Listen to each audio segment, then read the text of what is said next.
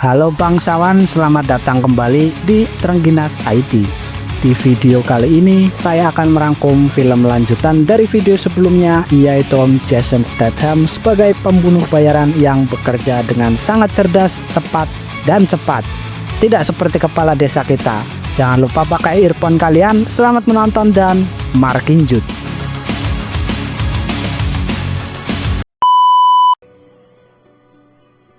Cerita diawali oleh seorang bernama Bishop yang berada di kapal pribadinya dan baru bangun tidur. Seperti biasa, beliau memutar lagu favoritnya dan lanjut ngopi sambil membaca koran dan mencari lowongan pekerjaan. Setelah nyawanya sudah kumpul, dia pun pergi sambil mengaktifkan peledak yang ada di kapalnya, entah apa tujuannya. Ternyata Bishop sudah pindah negara dan memalsukan kematiannya pada film sebelumnya. Bishop pun ke kafe untuk menikmati sebotol minuman di sana. Sesaat kemudian ada seorang wanita yang menghampirinya dan mengatakan bahwa dia disuruh oleh bosnya dan memberikan pekerjaan untuk menghabisi 3 orang targetnya. Jika tidak, berita kematian palsunya bisa saja terbongkar kepada pihak yang membutuhkannya. Namun Bishop tetap menolak. Ia pun mengambil foto wanita tersebut dan melumpuhkan semua orang komplotan tersebut di sana. What are you doing?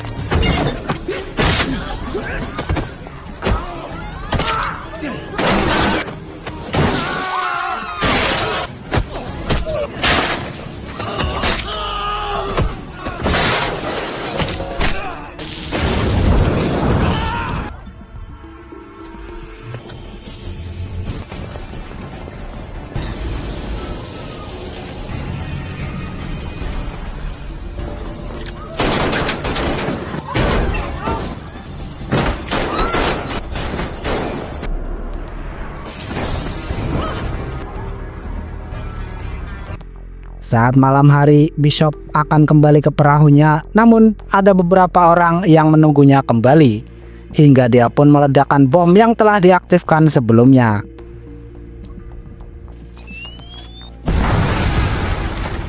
Dan ternyata Bishop masih punya tempat tinggal cadangan di antara tumpukan peti kemas. Bishop lalu mengambil beberapa senjata, uang, dan alat lainnya dan pergi dari sana. Keesokan harinya, Bishop pun tiba di Thailand dan bertemu kenalannya yang bernama Mai. Bishop ke sana karena akan mencari seseorang sebelum orang itu menemukannya. Mai kemudian menyiapkan kamar untuk Bishop tinggal sementara di sana. Ternyata Bishop sempat tinggal di sana dan dia membuka lantai untuk mengambil laptop dan senjatanya. Bishop kemudian melacak foto wanita yang sempat diambilnya dan diketahui bahwa wanita itu adalah anak buah seorang bernama Crane, yang dimana mereka semua adalah komplotan perdagangan narkoba, senjata, anak, hingga pembunuhan. Keesokan harinya, Bishop melihat wanita turis yang menghampiri Mai untuk meminta beberapa obat luka. Diketahui wanita tersebut bernama Gina. Saat malam hari, Mai mengetahui bahwa Gina sedang dianiaya oleh seorang pria di perahunya. Mai kemudian meminta Bishop untuk menolongnya. Awalnya Bishop menolak, namun karena Mai memohon, akhirnya Bishop menghampirinya dengan sampan miliknya.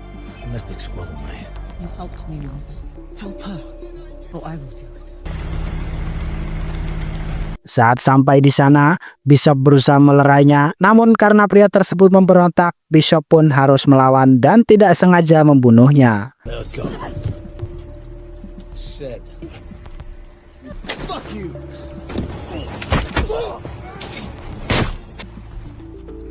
Mai lalu menyusul dan membawa Gina ke daratan, sementara Bishop mengecek perahu tersebut dan ditemukan sebuah handphone dan paspor. Bishop pun mengambilnya dan akhirnya perahu itu pun diledakkan.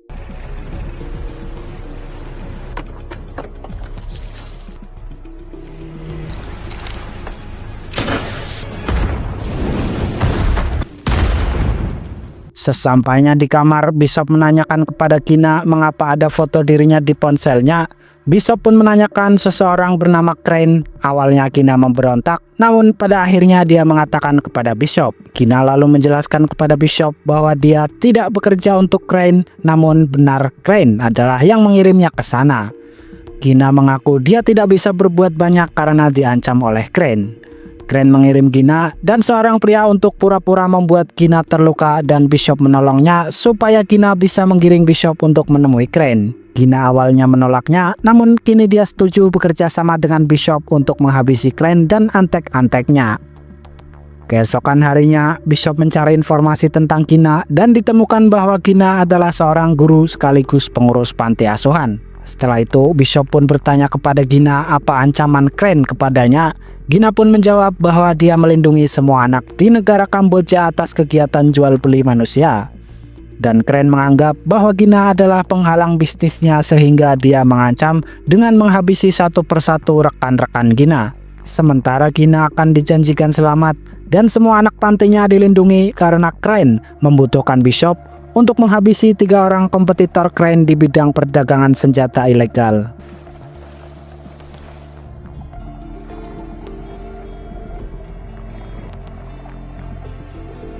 Keesokan harinya, Bishop menyadari bahwa beberapa anak buah Crane sudah tiba di sana dan memantaunya dari tengah laut. Bishop pun mengajak Gina untuk ke pesta agar anak buah Crane mengira bahwa Gina telah berhasil menjalankan perintahnya.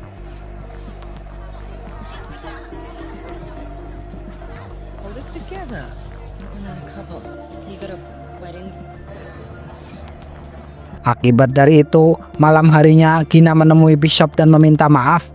Bishop yang iba kepada Gina pun dia memaafkannya dan lanjut mencicipi surga dunia yang Gina miliki.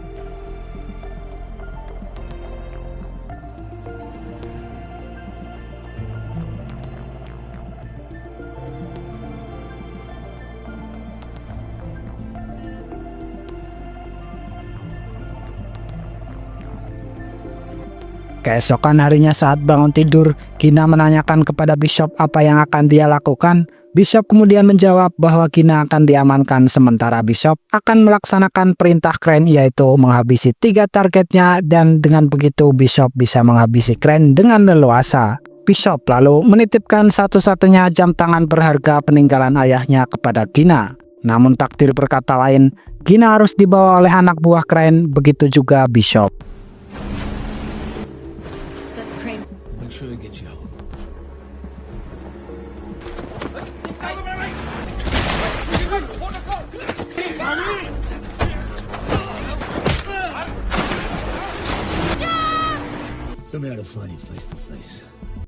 Singkat cerita, tibalah Bishop di markas Crane.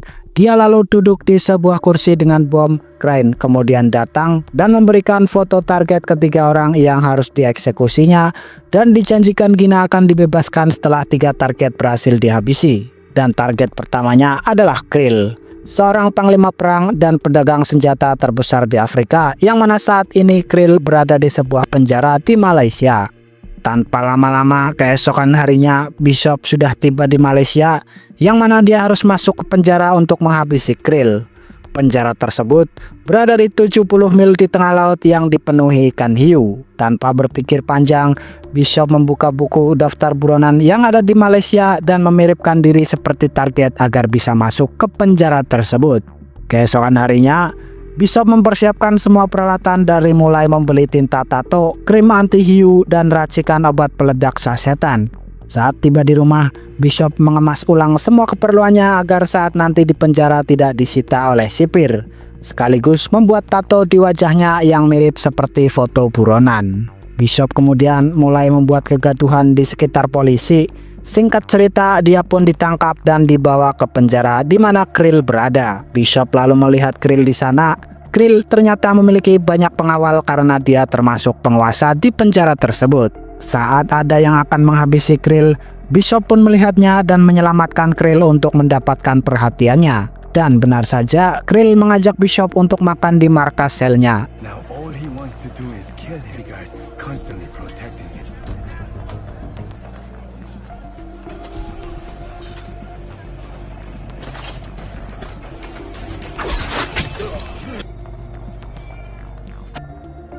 Very good man.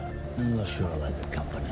Tak lama setelah Bishop datang, dia menghabisi Krill dan mengikatnya dan meracunnya sehingga seakan-akan Krill mati keracunan. And 23 stabbings every week. Most of them pointed at me. Maybe you weren't listening hard enough. What job? You.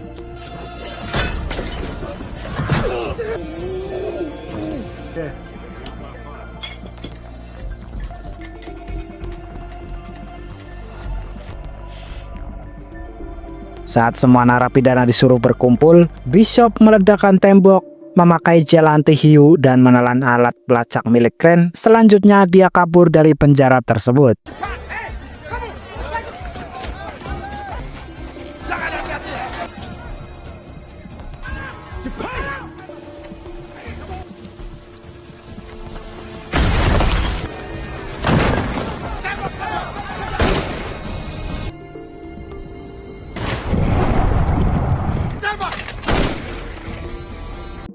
Sesaat kemudian, Bishop pun tiba di perahu milik anak buah Crane yang menjemputnya dan melakukan panggilan video kepada Gina.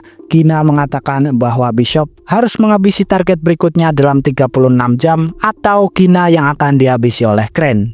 Setelah video call, Crane melihat Gina memakai jam Bishop dan Crane mengatakan bahwa pasti Bishop akan melakukan apa saja demi keselamatan Gina. Crane mengetahui bahwa Bishop tidak pernah melepaskan jam tersebut karena Crane adalah dulunya sahabat Bishop.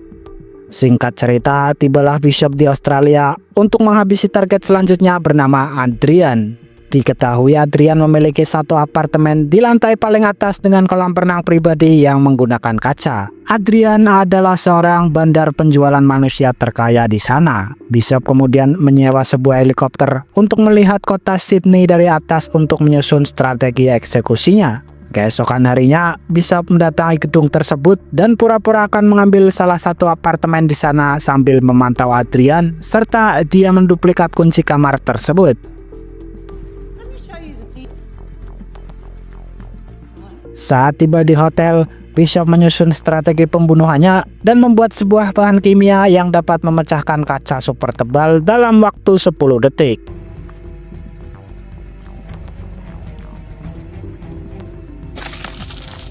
Singkat cerita, tibalah hari eksekusi. Bishop pun mendatangi gedung tersebut tepat saat Adrian biasa akan berenang di jam-jam tersebut. Bishop masuk ke kamar apartemen yang sempat akan disewanya dan naik manual menuju tepat di bawah kolam renang milik Adrian. Bishop pun lanjut mengeksekusi Adrian, namun itu dibuat seperti kecelakaan.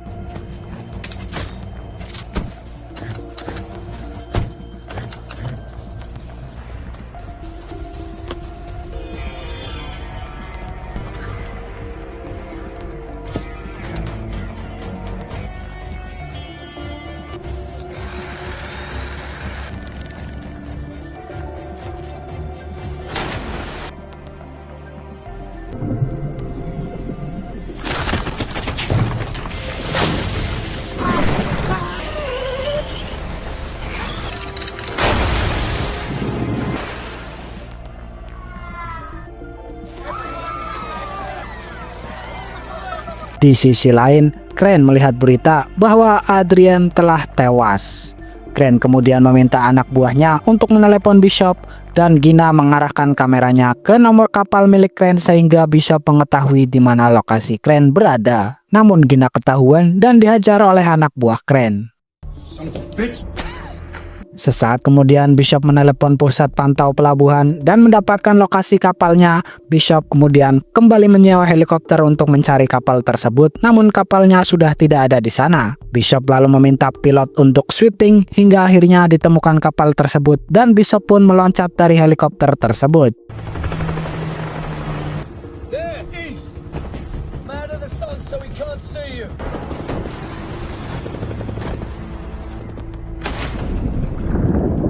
Bishop naik ke kapal tersebut dan menghabisi satu persatu orang di sana, namun akhirnya dia harus menyerah dan memutuskan untuk kabur dari sana.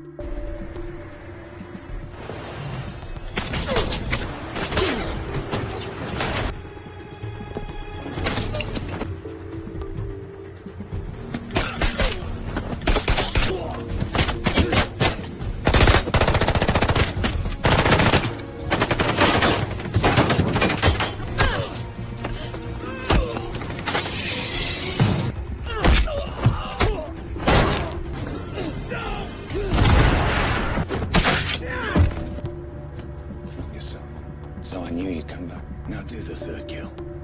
Take him down below and give him a proper send.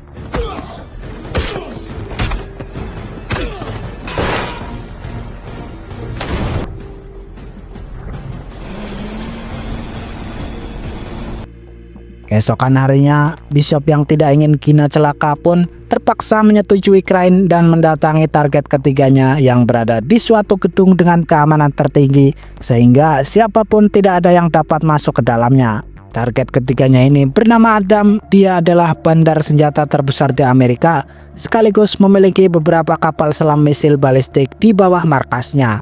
Bishop terus menggali informasi dan diketahui bahwa Crane memanfaatkan Bishop untuk menghabisi saingannya agar Crane menjadi satu-satunya pelaku bisnis ilegal tersebut tanpa ada gangguan dari pihak manapun. Bishop lalu mencari informasi cara memasuki markas Adam dan ditemukan bahwa satu-satunya akses adalah helikopter rumah sakit. Keesokan harinya, Bishop menuju ke rumah sakit tersebut. Tepat di bawah helikopter, dia menembak satu anak buah Adam dengan sniper sehingga petugas medis pun dipanggil dan Bishop menyusup ke dalam helikopter tersebut.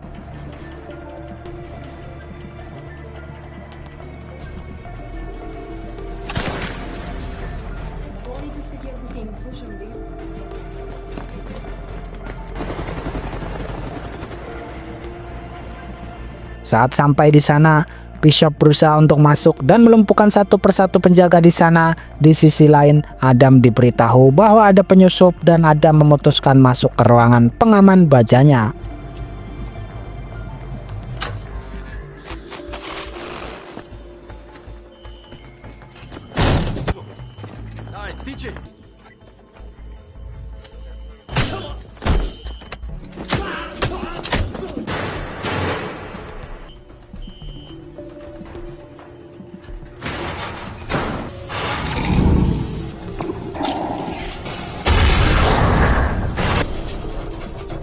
Namun ternyata Bishop sudah ada di sana dan menodongkan pistol.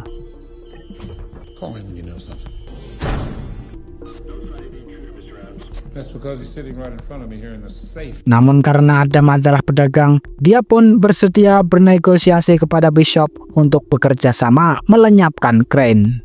Bishop mengatakan Adam harus membuat berita palsu kematiannya di dalam kapal selamnya, namun Adam yang ingin memperluas bisnisnya pun menyetujuinya meskipun itu memakan biaya yang sangat banyak.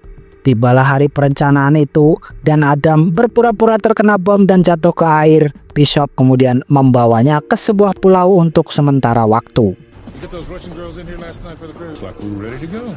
Stay here.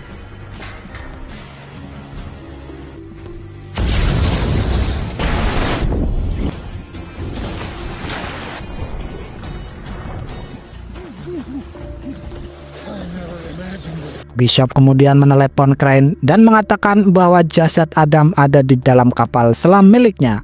Crane kemudian menyuruh anak buahnya untuk mendatangi tempat kapal selam tersebut untuk menemukan mayat Adam sekaligus menghabisi Bishop. Di sisi lain, Bishop sudah tiba di sana sedang memasang jebakan untuk menghabisi semua anak buah Crane. Singkat cerita, tibalah beberapa anak buah Crane di sana dan jebakan Bishop berhasil melenyapkan sebagian dan sisanya Bishop lakukan dengan tangan sendiri.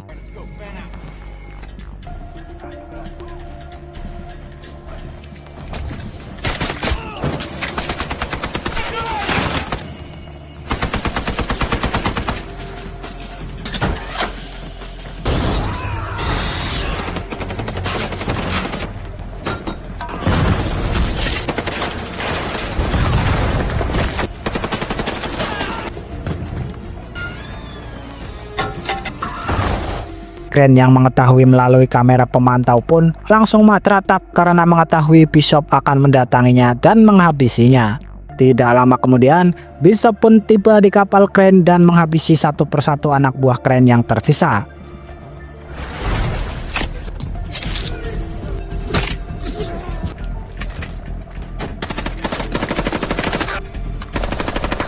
Di sisi lain, Gina yang mencoba membela diri harus tertembak di bagian perutnya.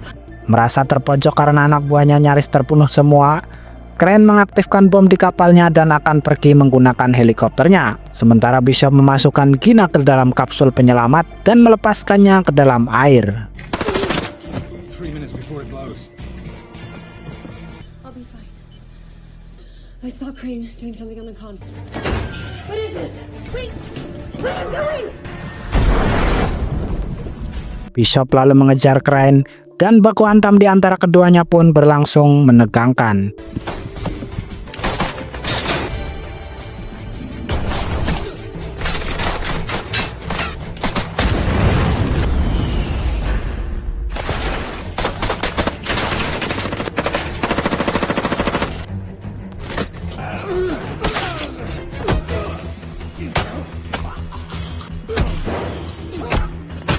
Di tengah pertarungan, Crane mengatakan bahwa sebenarnya ini adalah balas dendam karena dahulu Bishop dan Crane berada di suatu masalah, namun Bishop berhasil kabur dan Crane tidak. Jadi Crane menganggap Bishop adalah bukan teman yang baik dan pengkhianat. Namun Bishop tidak semudah itu untuk dihabisi dan Crane diikat menggunakan rantai. Crane lalu mengatakan bahwa Bishop juga tidak akan selamat karena kapal akan meledak.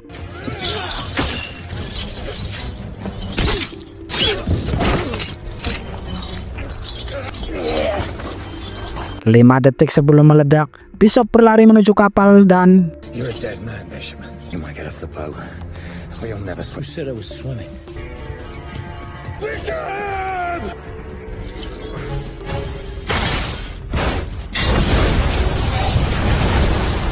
Gina pun sudah dievakuasi oleh polisi dan petugas medis. Sementara petugas mencari puing-puing reruntuhan kapal tersebut. Gina mengira Bishop sudah tewas. Dalam insiden itu, Adam juga sudah di sana dan mengatakan bahwa sang legenda pun bisa mati.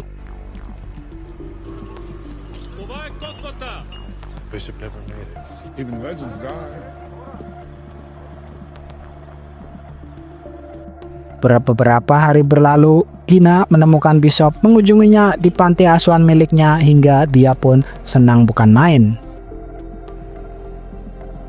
Dan di akhir film, kita diperlihatkan Adam mengecek rekaman CCTV pelabuhan tersebut dan menemukan Bishop selamat dan keluar dari tempat penyimpanan jangkar kapal yang dimana itu adalah ruangan lapis baja dengan udara dan tahan ledakan. Clever son of a bitch. Sneaky bastard. Bang. And get it.